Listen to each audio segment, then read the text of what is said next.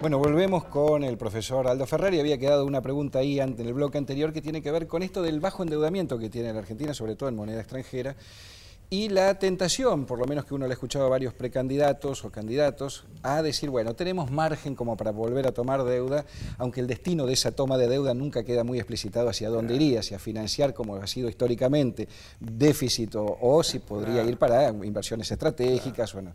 Es un riesgo, ¿no? Mire, el principal problema yo creo es reconocer que la fuente principal de financiamiento es el ahorro interno. Nuestro problema no es que no tenemos ahorro, lo que pasa es que parte del ahorro se va.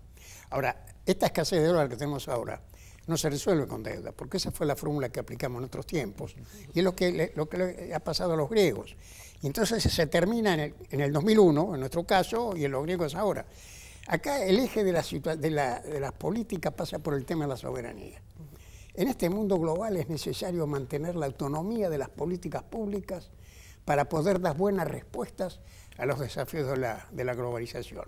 Y en materia de financiamiento, si se toma financiamiento externo para financiar, por ejemplo, Vaca Muerta, para contribuir al desarrollo de esos sectores industriales que estábamos hablando que son prioritarios, ese financiamiento que venga ligado a la transformación productiva puede ser útil, pero en ningún caso el desarrollo va a depender de la inversión extranjera o del crédito externo. Acá hay una expresión que se usa mucho que es atraer inversiones, sí, que lleva a la idea de que la inversión es la que viene de afuera. Y eso es la extranjera. Siempre hay el caso de todos los países exitosos han sido ejemplos masivos de movilización del ahorro interno y complementariamente del crédito externo o de inversiones extranjeras. Nosotros cambiamos la cuestión.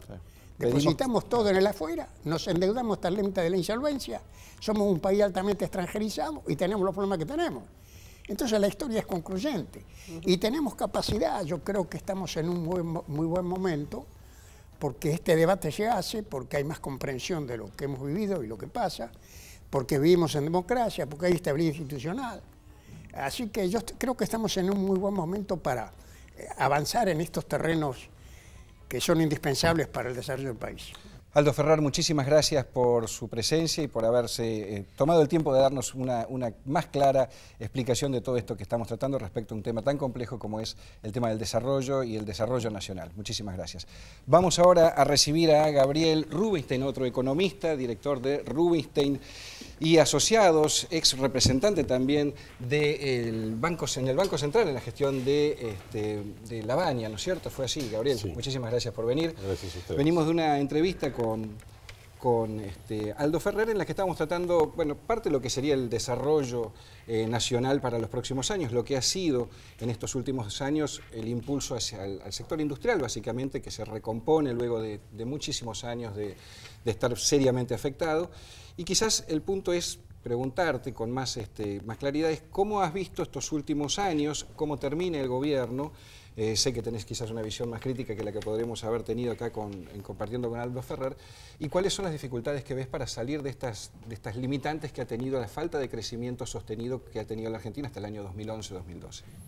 Sí, bueno, yo creo que llegamos al fin del gobierno con una situación un poco complicada en lo económico. Yo diría que este es un modelo que se caracteriza por ciertos rasgos que después puedo comentar que son medio represivos, cómo se reprime la actividad económica,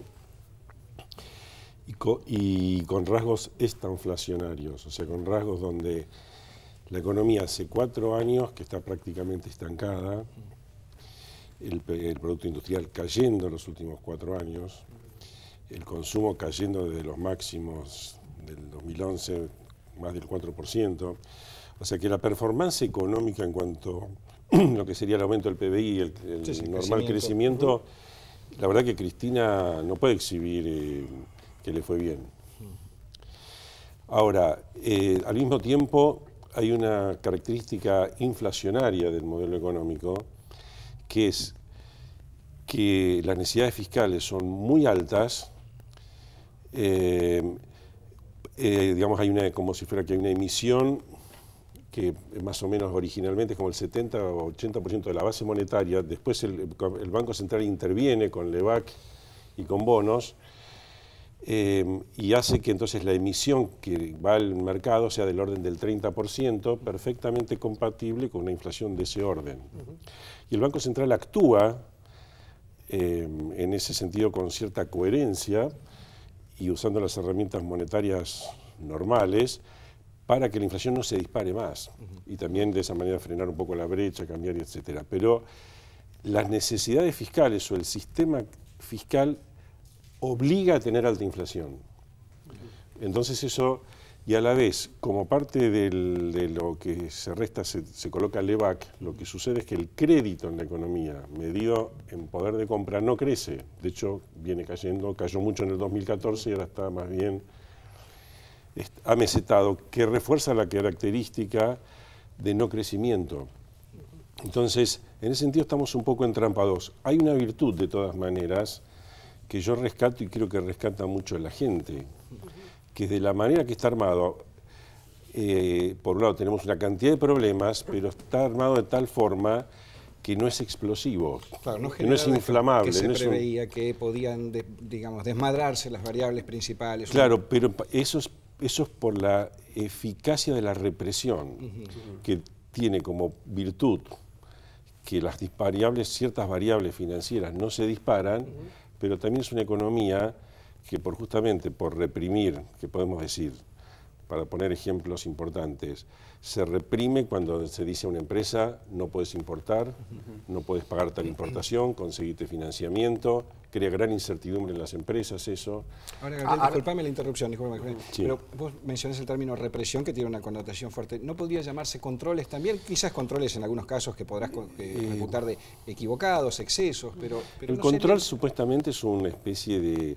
El control puede ser algo pasivo, que yo controlo, digámosle así, que se cumplan las leyes. Sí. Pero acá no es que se cumplan las leyes, es casi que no se cumplan las leyes, porque la ley te permite a vos importar lo que querés, pero en la práctica te dicen lo que está permitido se puede importar, lo que es legal. Pero eso entra dentro de un contexto de posibilidades en términos de capacidad de tener los dólares para claro, poder pero importar. imagínate en la empresa que de pronto dice, yo no sé si el mes que viene puedo importar tal o cual insumo que necesito, y el año que viene.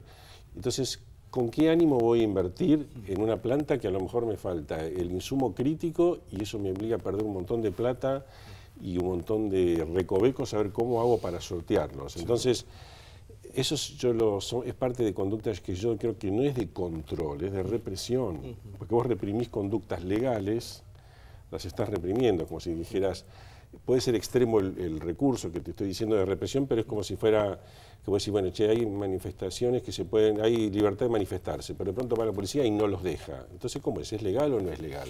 No comprendo. Entonces, vos tenés, por ejemplo, las empresas legalmente pueden girar dividendos de lo que tienen en el exterior, porque no hay ninguna ley que lo prohíbe. Y sin embargo, el Banco Central te dice, no lo podés hacer. Exacto. El problema ahí sería modificar una ley de entidades o de inversiones extranjeras que regule eso. Claro, que regule eso y que regule de una manera que no espante, porque si vos sos seas argentino o seas extranjero, y te che, Argentina está bueno para invertir, voy a invertir, traes dólares o del exterior o conseguís préstamo, conseguís capitales del exterior que vengan a invertir, y dice, che, pero ojo, que no te van a dejar llevar, aunque sea por ley, que la ley te diga, no se pueden redistribuir dividendos, la gente dice, mira, me voy a Uruguay, me voy a Chile, me voy a Brasil, acá, porque ahí no me ponen trabas. Y en Argentina me ponen... Lo que pasa es que se tratan de medidas que son temporales en algún momento. Es que no son temporales porque no sabes cuándo terminan.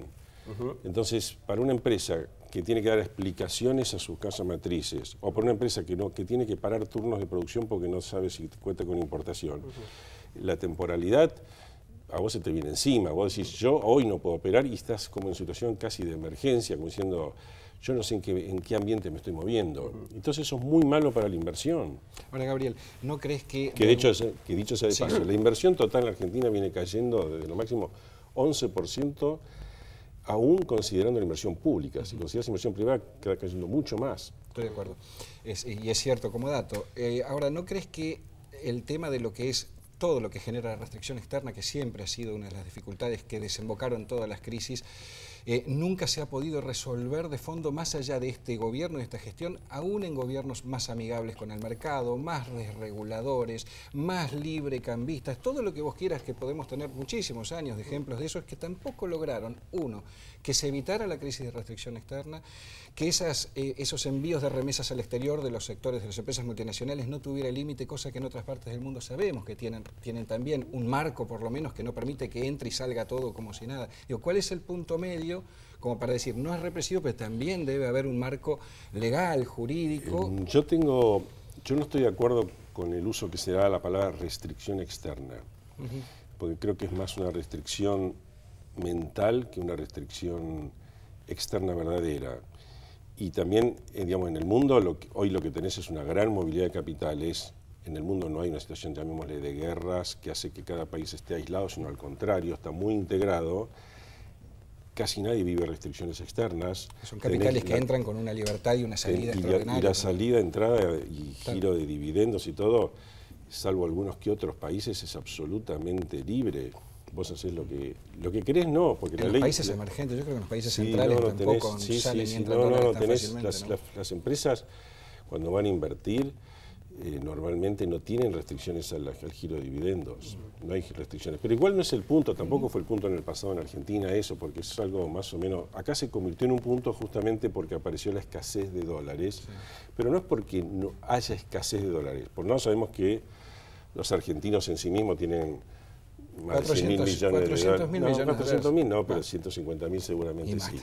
Ahora, pero el mundo está pletórico de fondos, la tasa de interés está en un mínimo histórico, y es o sea que no hay una restricción, digamos, uno dice, ¿dónde hay restricción de capitales? No, bueno, la Argentina salió del mayor default de la historia en 2001 y después arrastra el conflicto de los buitres. Son elementos que van más allá del gobierno, ¿no? Sí, pero perdón, yo estaba, digamos, en el gobierno, y en el 2004, estando en el gobierno, en este gobierno, digamos, en Néstor Kirchner, 2002, 2003, con la Bani, etcétera, la preocupación era que entraban demasiados dólares y entonces se puso un encaje, se puso, había el problema de que el dólar no se atrasara. Entonces, o sea, el problema era el inverso. Y no es porque... El contexto muy distinto de 2002, 2006 que 2006. No, pero estamos hablando 2000, yo diría 2002, 2003, 2004, 2005, y el contexto no es distinto, al contrario, en este momento es más fácil porque las tasas son más bajas y Argentina está pagando excesivas tasas de interés por una serie de problemas. Entonces, yo diría que no hay una restricción externa. Después nosotros, como país, digamos, ponemos, porque pronto hubo un proceso de salida de capitales, entre otras cosas porque hubo una inflación muy alta, una devaluación muy baja, y entonces se creó una sensación de atraso cambiario. Fíjate que hoy el tipo de cambio real, multilateral, está más bajo que el promedio de la convertibilidad. Y el salario medido en dólares está 20% más alto que en la convertibilidad. Entonces el mismo gobierno... Esas no son las cifras, ¿no?, que da el Banco Central, más allá de cuestiones, digamos, más de detalle. Yo hace poco entrevisté a Banoli y él dijo que estaba en un nivel todavía superior al del 2001. No es así, no es así.